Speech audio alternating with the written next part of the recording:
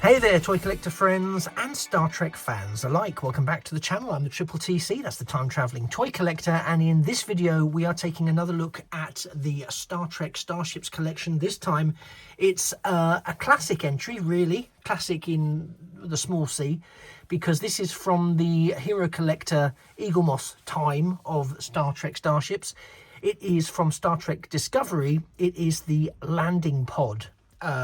So sort of an early equivalent of a shuttlecraft kind of thing, designed to land as part of the exploration purposes. Now, it's actually pretty hefty, surprisingly so, and considering recent reflections on some of the fan home offerings, this is not XL, this is a standard size for the Discovery collection.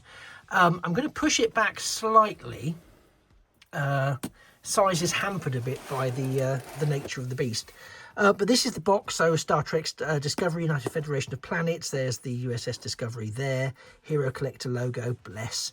The ship itself, box is quite big, so it's landing pod. I'm just looking for other illustrations. I think there's Discovery warping along the side there, and then on this end, which is the top end really, there's another picture of the pod.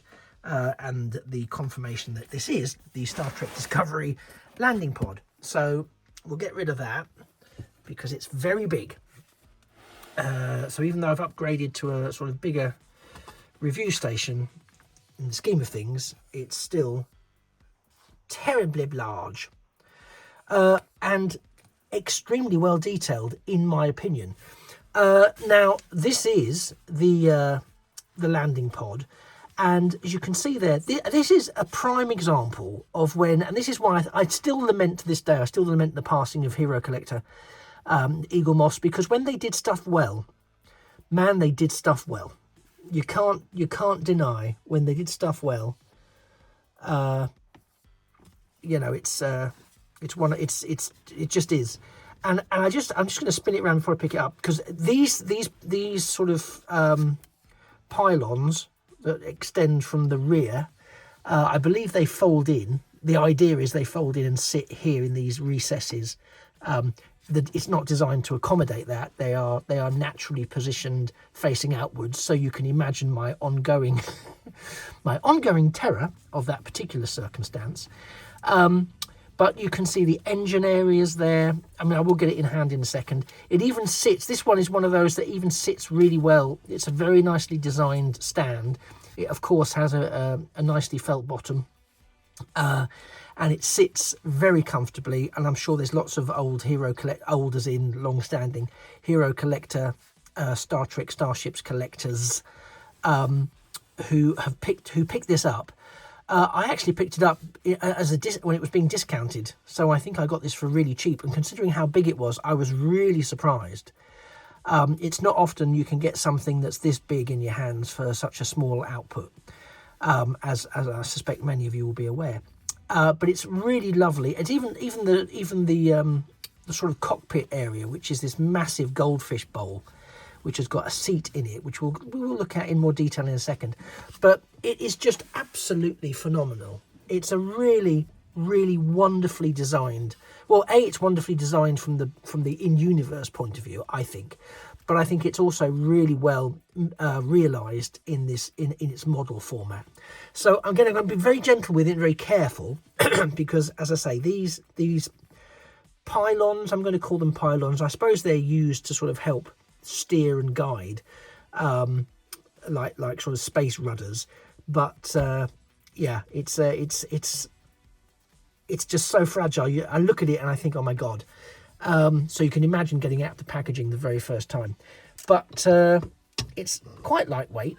Actually, I say that it's not lightweight at all. It's quite heavy.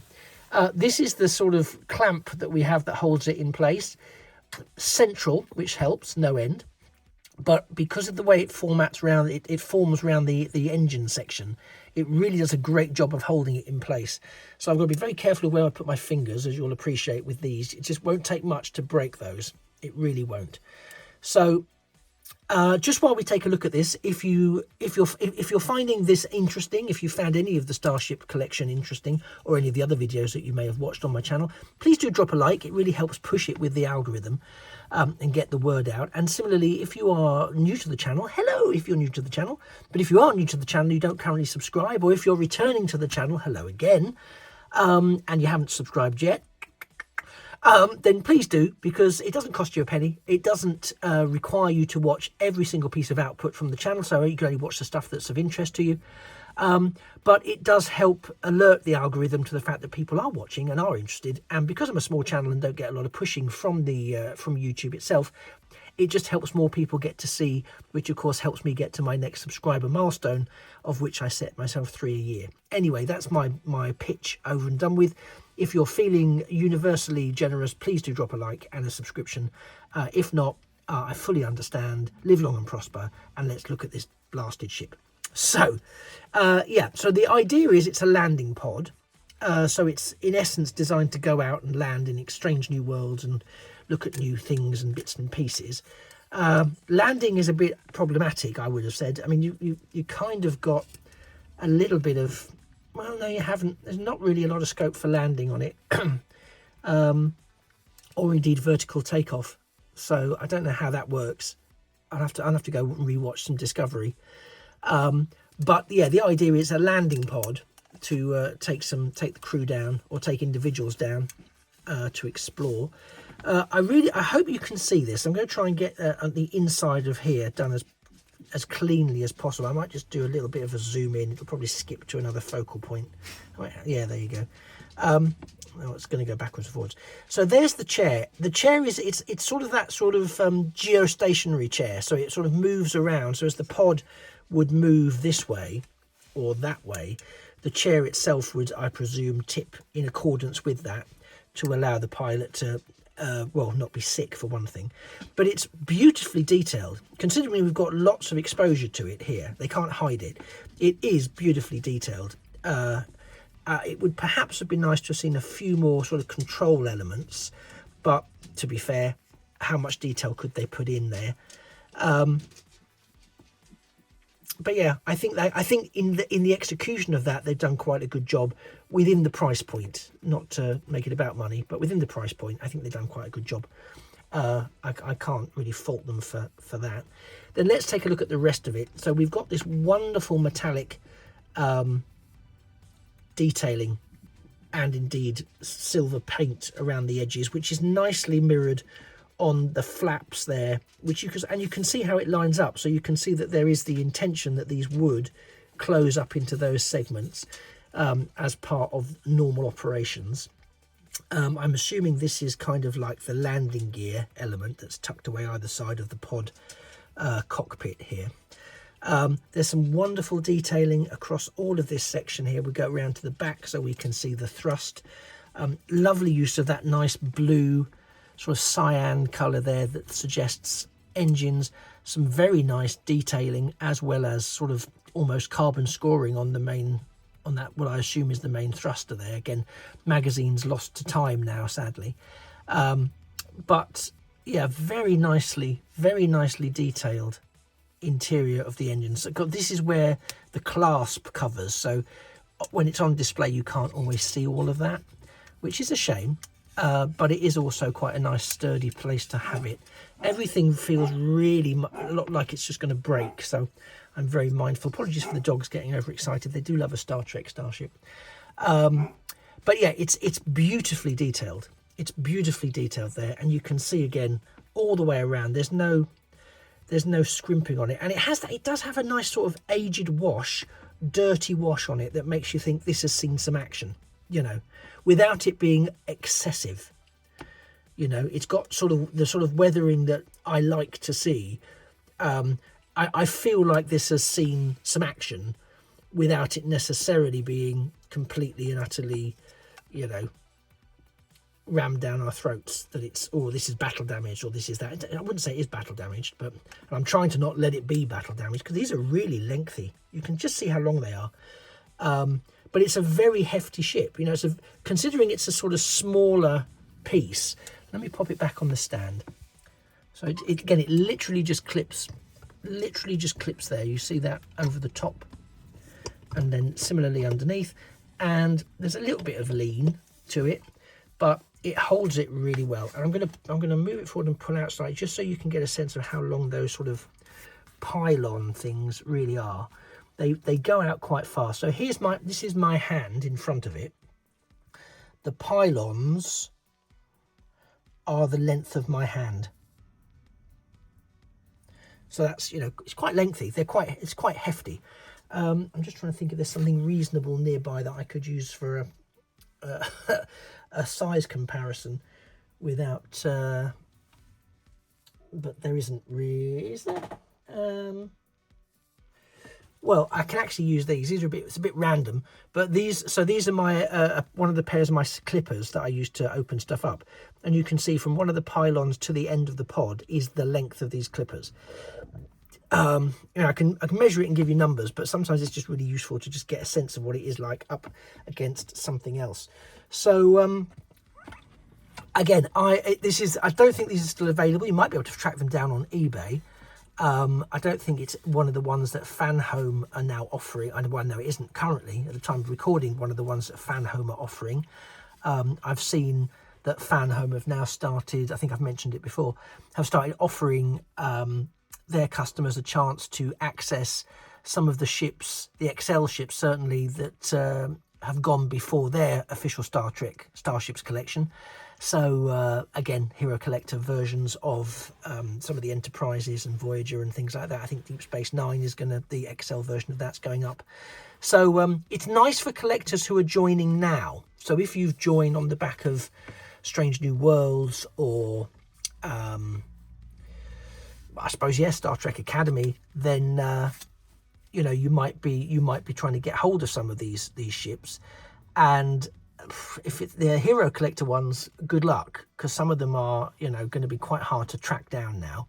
I'm not saying impossible, and I still find a lot of people at conventions, a lot of stalls at conventions, selling on Eagle Moss Hero Collector Star Trek starships across different size points.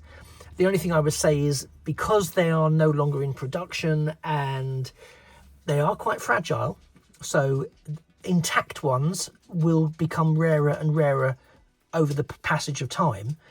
I have seen some ships that were going for £45-50 now going for £95, £110 and upwards in some cases. So be mindful of that. Again, they are boxed usually and they are in good condition, so you are potentially getting what you pay for. But if you are looking to purchase something at a convention and it isn't sealed, you might want to just ask the vendor if you can have a look at it before you buy it. Because if it is secondary market, but second-hand secondary market, as in it's been used and been opened, you might just want to check it, because some of these, particularly anything that's got this sort of add-ons, they're very fragile and a lot of them may not have made it. And you don't want to be sort of caught in a soldier scene scenario to find out that what you didn't see was that it was broken.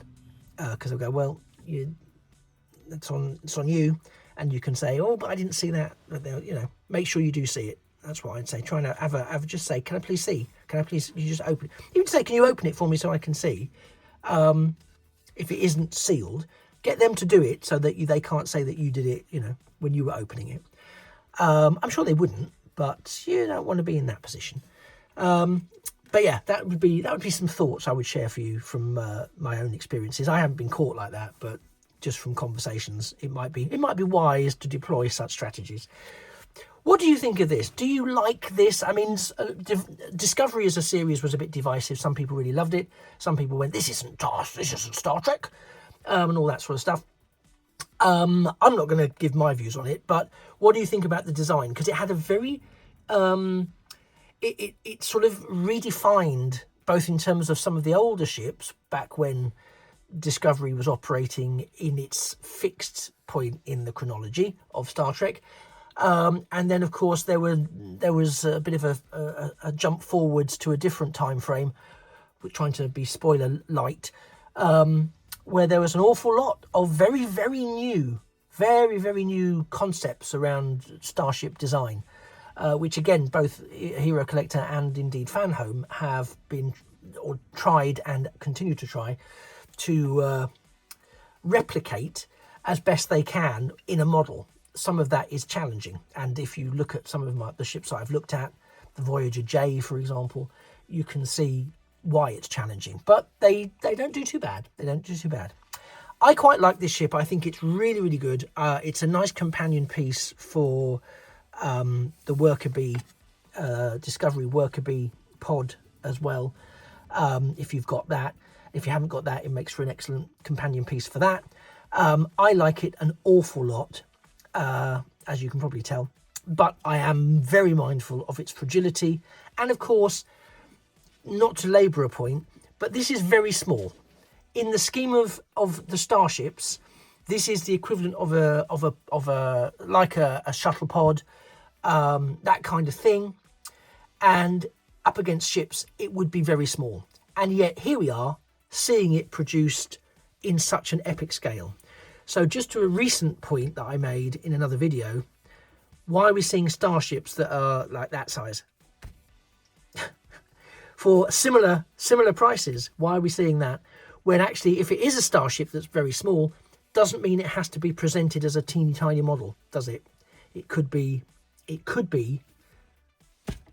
presented in a reasonable size with reasonable detail and at reasonable cost, that marries up with the production costs and the fees being paid. But I'm not going to linger on that point, evidently. I just wanted to make it. So if you're not sure what I'm talking about, check out my my latest Star Trek The Vexed Generation video over in that playlist, and you'll see what I'm talking about, if you don't know already. But yeah, I like the landing pod from Star Trek Discovery. I think it's a great addition to the collection. I think it looks great on a shelf. What do you think? Let me know your comments down below. I look very much forward to seeing you in a future video, particularly if you subscribed. That would be amazing. But of course, go and check out past videos as well. They're all available for you to have a butcher's at. And it just remains for me to say that things of beauty really are toys forever. You take care. Bye-bye for now.